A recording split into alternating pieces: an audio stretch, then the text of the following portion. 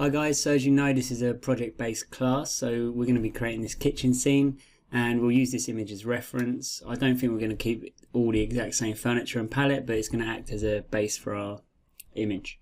And unlike in the other classes, we don't have CAD or even a sketch of the plan, so we're just going to use this image to guide us.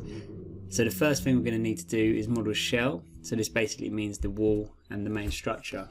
So let's jump into Max, and first thing we'll do is maximize the viewport, and we're going to create a box. And then I'm going to change this box to 7,300 by 6,000. I'm using millimeters here as well, by 2,500. I'm just going to hit Z. I'm going to click in the viewport and then hit Z to zoom out. And I'm going to go over to the modify list, add an editable poly, and delete the top and the bottom face. We can then minimize this editable poly and turn off polygon. And I'm going to right click and go to move, and by right clicking I found that's the quickest way to get to these actions, so rotate, scale. So I'm just going to go to move, and you'll see down here, if I just right click on here and here, this takes us to the minimum value. So if I move it over here and I want to get it back to center, just hit 0. So now this box is on 0, 0, 0 on our grid. So this is center of our scene basically. So next up, I'm going to go to the top view. So I'm going to hit T and Z, and here we can see our walls as they are. If you press G, you'll turn off the grid, which will just make things a little bit clearer. And I'm going to add a camera. So I'm going to click here and click and drag. So we've added our camera, so I'm just going to hit C on the keyboard and we'll go to the camera view. And if we hit Alt B, this will open up the viewport configuration, and that will go to the background tab. As you can see, you can change the background, so we can apply that and it will change the gradient. Currently we're on solid color, but we want to use a file, so we're going to go to files, and I'm going to select our kitchen image, and we'll apply that to the active view, and we're going to hit OK. Now if we look back at our image, we can see that it is 1264 by 948 pixels.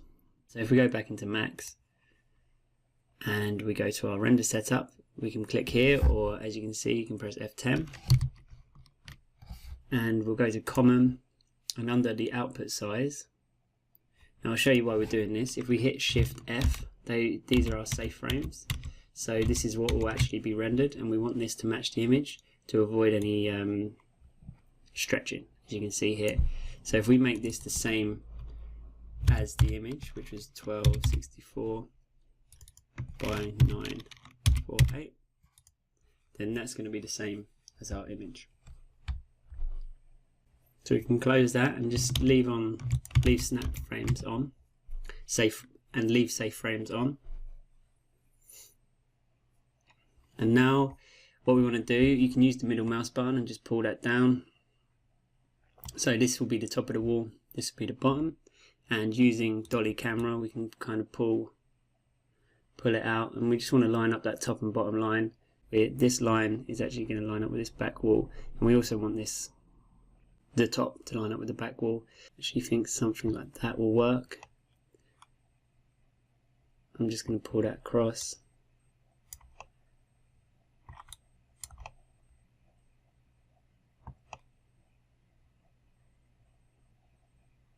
I'm just lining up with that on the left there. So I think something around there will be great. And now I've just right clicked, and now if we select the walls, when we select the wall we get these blue highlights, and this is relatively new in some of the newer versions. I don't particularly like it, so I'm just going to go to display selected and click on shade selected faces, so we won't see that anymore. I'm also now going to go into the top view and select this wall on the left. In fact, I want to line up that camera so it's straight. That's the first thing I want to do. So I'm going to hit Alt B, just change this back to a solid color and apply it. I'm also going to turn on the grid to help we're just going to pull that across until that's roughly straight. We don't want it exact because in reality it's not going to be exactly straight. Let's go to the front view as well.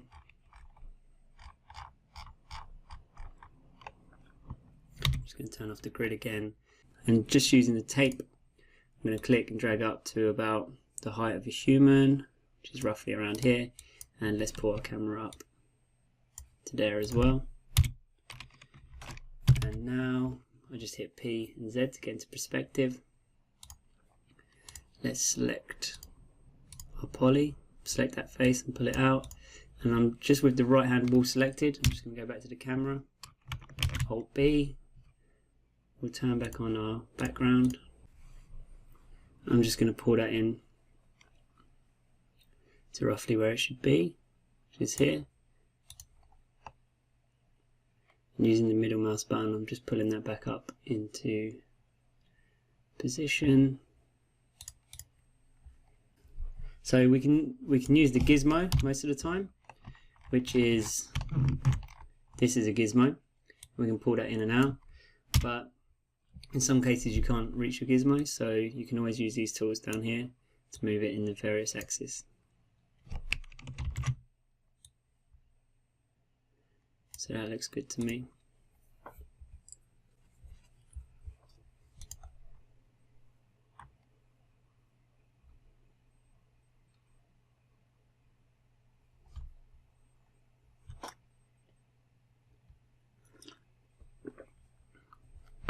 Let's now create these doors here and here.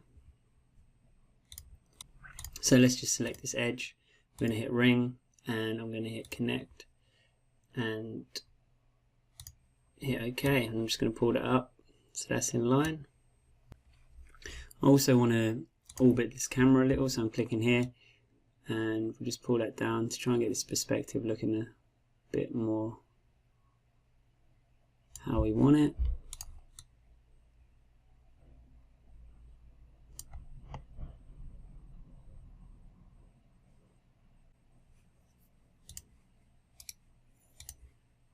I'm just going to pull this wall out again a little bit more.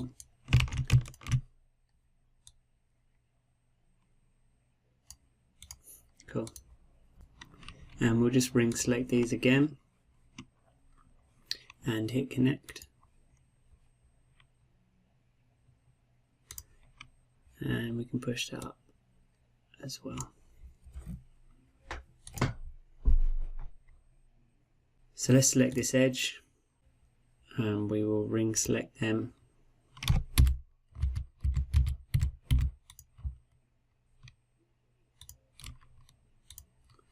and hit connect, and we'll just connect that 5 times. And we can also use this pinch function to move them along.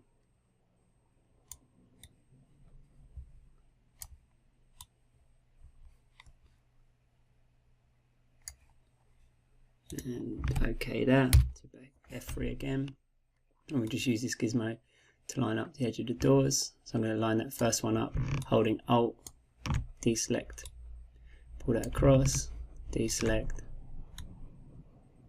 pull that in, deselect, and there we have the fridge on that door. So we can select this face, delete that, and we'll select this face and delete it.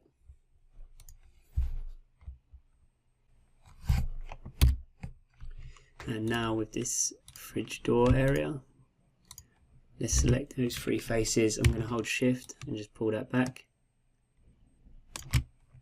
and go back into perspective. Select these 2 and we're going to hit bridge, and we can select border here and hit cap. So that's where our fridge is going to go. We don't actually need this bottom face now. Think about it, we're going to build a floor underneath. So talking of floor, let's create a box. Let's go to the top view.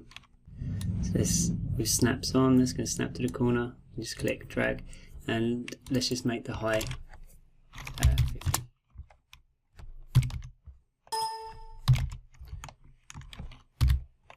So now we can see we've got a floor there as well, so that's looking good.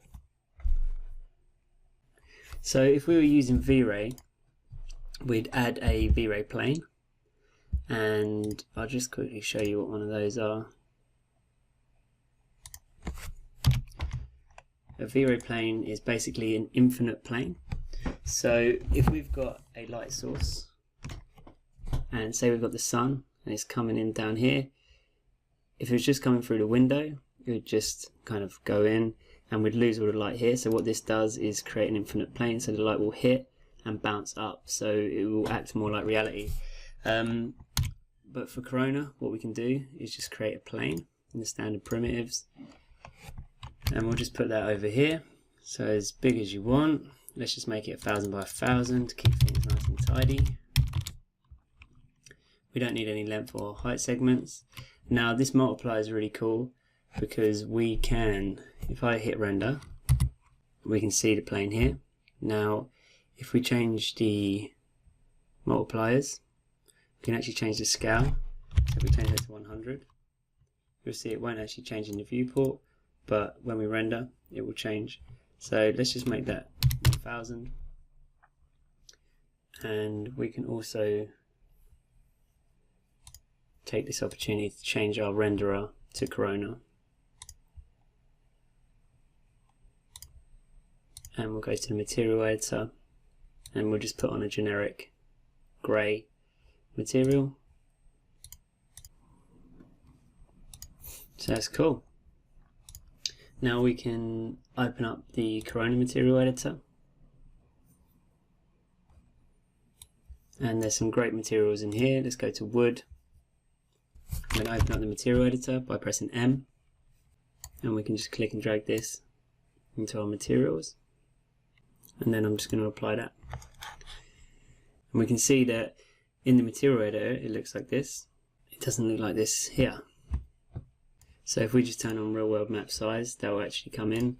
All the Corona materials are now mapped to real world mapping, which is here, which makes things useful.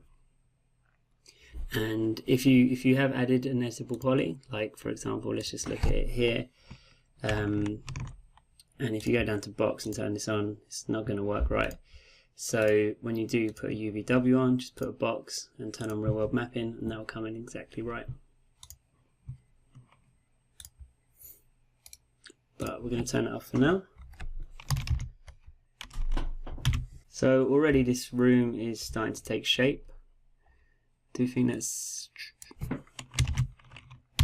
Let's just make sure that our floor lines up. So what I actually want to do is make this -50, so it's not overlapping the floor here.